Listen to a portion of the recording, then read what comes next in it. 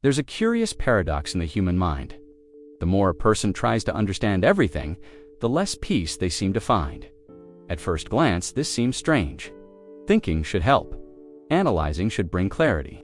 Reflecting should bring someone closer to the right answers. But for some people, the exact opposite happens. The mind never stops. Every situation is reviewed, every detail is analyzed, every possibility is simulated.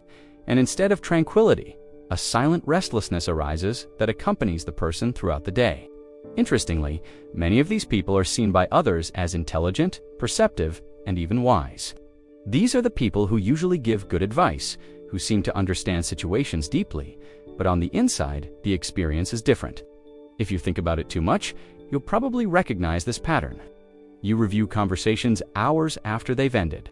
You mentally go over each sentence, trying to understand what someone really meant. You analyze small changes in tone of voice, gaze, posture. While most people simply experience the situation and move on, their minds keep working. It's as if each interaction leaves a file open within the system. Perhaps you too notice patterns that others ignore. Notice inconsistencies in behavior. Can anticipate when something is unlikely to end well. Small details that go unnoticed by almost everyone else immediately catch your attention. This can make you seem more aware of the world around you, but it also creates a strange feeling of displacement, because while others seem relaxed, your mind continues to process information. While others forget quickly, your mind files it away. While others sleep, you're still thinking. Gradually, a silent question arises. Why does thinking so much seem to make everything heavier? In psychology, this behavior is often called overthinking or excessive thinking. But this simple word hides something deeper. People who overthink generally possess a high level of mental self-awareness. This means that the mind doesn't just experience things, she observes herself living through these experiences. It's as if there are simultaneous layers of perception. One part of the mind feels, another layer analyzes what is being felt, and often a third layer begins to analyze the analysis itself. This structure creates an extremely active mental system. Imagine that the human mind functions like a computer operating system. In most people, only the main programs are active during the day. However, in a highly analytical mind, several processes run simultaneously in the background. Social evaluation, emotional interpretation, prediction of consequences, comparison with past experiences, pattern analysis. The brain is constantly monitoring and reorganizing information. This type of operation creates a very detailed perception of reality, but it also generates something inevitable: processing overload. A simple way to understand this is to imagine that the mind works like a radar.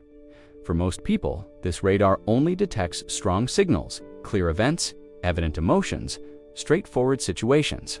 But in some people, the radar is much more sensitive.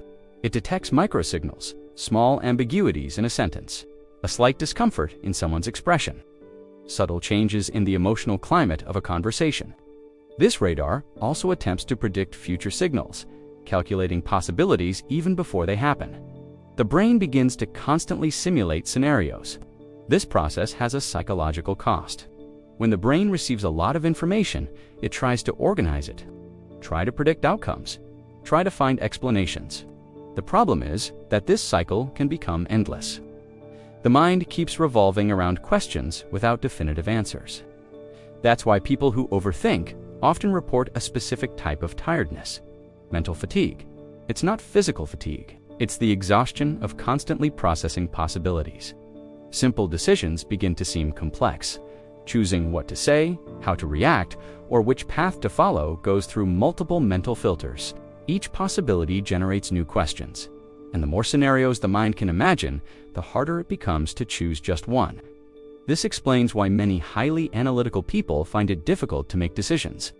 Not because they are incapable of deciding, but because they are able to foresee many possible consequences at the same time.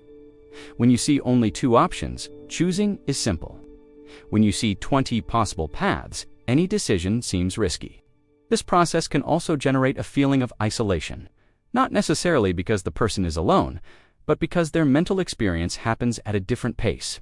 While many people live only in the present moment, the analytical mind tends to operate in 3 time periods simultaneously. She revisits the past, interprets the present, and imagines the future. This cognitive distance can create the impression that no one else perceives the same layers of reality. But there's an important part of this story that's almost never mentioned. The same mechanism that generates unease also produces a rare ability. A mind that perceives more detail can also grasp more nuances. A mind that simulates scenarios can also anticipate risks. A mind that frequently reviews experiences learns patterns with greater depth. Many of history's greatest discoveries, creations, and strategies have emerged precisely from people who were unable to stop thinking about something. This type of mind is not easily satisfied with superficial answers. It continues to investigate, connecting ideas and questioning simple explanations. This creates something extremely valuable: depth of perception. People like that are often able to see connections between things that seem completely unconnected to others. They are able to understand complex emotions in the people around them. They can identify trends before they become obvious. The problem is that the modern world rarely values this mental pace. We live in a culture that prioritizes speed, immediate answers, quick decisions, instant reactions. But the analytical mind works differently. It works by exploring possibilities, testing hypotheses, and comparing scenarios before reaching a conclusion. When this type of mind is constantly pressured to act quickly in superficial environments, psychological friction arises. Not because the mind is wrong, but because the environment was not designed for it. This completely changes the interpretation of the problem. Perhaps overthinking isn't simply a flaw. Perhaps it's an extremely sensitive tool being used in a context that calls for simpler tools. People with this type of mind have often played important roles throughout human history. Attentive observers, strategists, researchers, artists, and thinkers. These are people who can stop, look at the world calmly, and perceive patterns that go unnoticed by most. While many are busy merely reacting to immediate events, these minds are trying to understand deeper structures of reality. They are analyzing human behavior, anticipating consequences, and connecting disparate ideas. This type of thinking isn't fast, but it can be extremely valuable. Perhaps the point isn't to try to shut down a mind like that, because that rarely works. Perhaps the most important skill is learning when to use this type of thinking and when to allow it to rest. Because a highly sensitive mind doesn't need to be active all the time. Imagine a radar designed to detect the smallest signals on the horizon. In a quiet environment, it would be a powerful tool. But in a city full of noise and interference, this radar would start picking up everything at once. The problem isn't the radar. The problem is the excessive number of signs around. Thinking deeply is similar to this. It is a powerful ability that can become exhausting when constantly exposed to too much stimulation.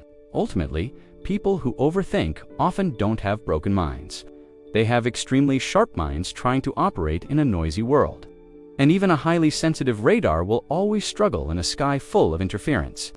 If you enjoy exploring how the human mind truly works, beyond superficial explanations, consider following this channel, because sometimes understanding the mind doesn't just change what we think, it changes how we begin to see ourselves.